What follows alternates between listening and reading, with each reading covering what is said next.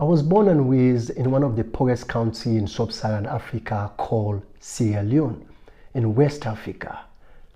But I would tell you, it's one of the most beautiful countries in the world with an amazing friendly people. I came from an extreme poor family. I have 2 brothers and I'm the smallest of them all. We were raised by a single mother because I lost my father when I was a boy. It was hard for my mom to support us with most of the things we needed in life, especially when it comes to education. I wanted it because my father deprived me education. So I have a lot of reason for that. And my mom was ready to support us regardless.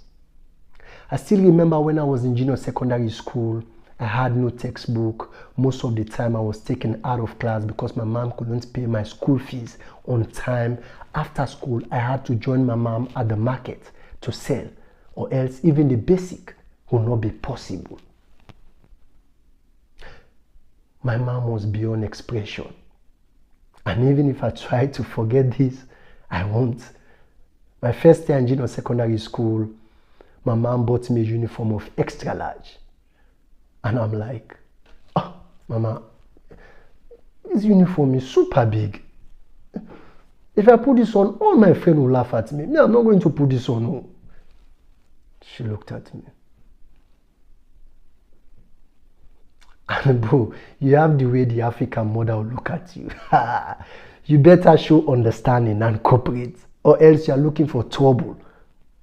She said, wait. So in your mind, you think I have money to buy uniform every year? You'll be using this uniform for the next 4 years. Your body needs to go inside this uniform. It was a hard condition that left my 2 brothers with no option but to drop out of school. And as a result of all these challenges, I was doing poorly in school, and I strongly believed it was not my fault or neither my responsibility. I blame God, I blame the country where I'm coming from, I blame my parents, I blame my circumstances, conditions, situation. I was feeling so small to an extent that I believed because of my poor family background, there is no way I can achieve my dream. To finish school and have a degree, come on, it's not possible.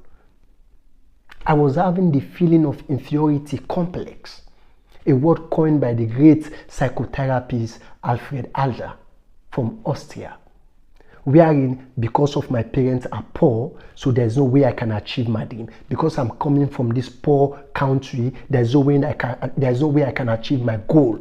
Because of my past trauma, so this is who I am. This is my identity. A is the situation, so B cannot be done. Then something happened to me. And I've never said this to anyone because I was ashamed. In junior secondary school, we have 3 stages. Form 1, Form 2, Form 3. In Form 2, at the end of the academic year, I collected my report card. And I was given ATP, allowed to pass.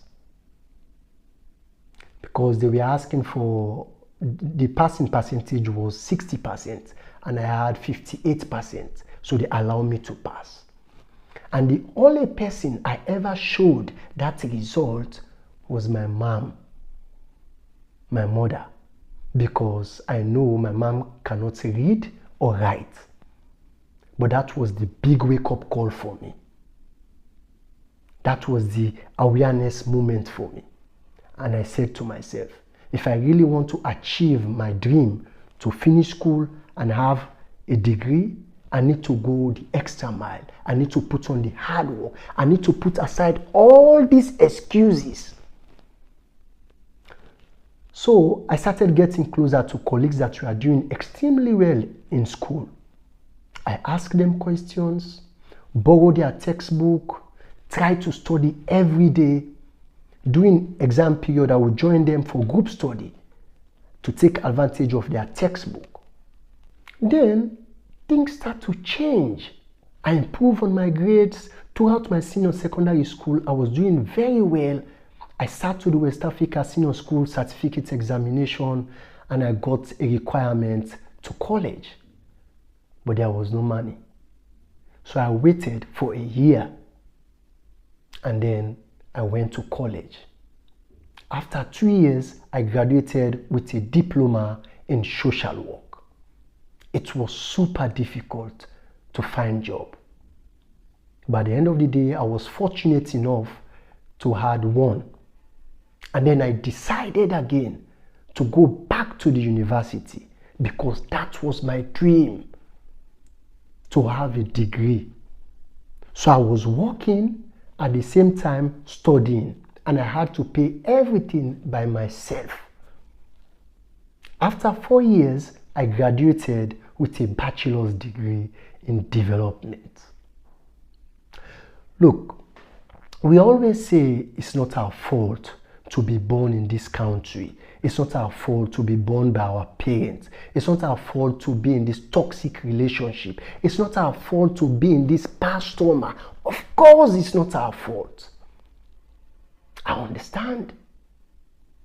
I know. There is this Chinese proverb that says, if you want to know the road ahead, ask those who are coming from there. I know. And it's a difficult road to pass by. But there is one thing I would like to share with you from my experience, is that my life started to change when I started taking personal responsibility of my own life. Of course, I know whenever this word is mentioned, take personal responsibility, we feel like an attack on us. We feel like people don't understand us. They don't really know what we are going through in life. And you might be right.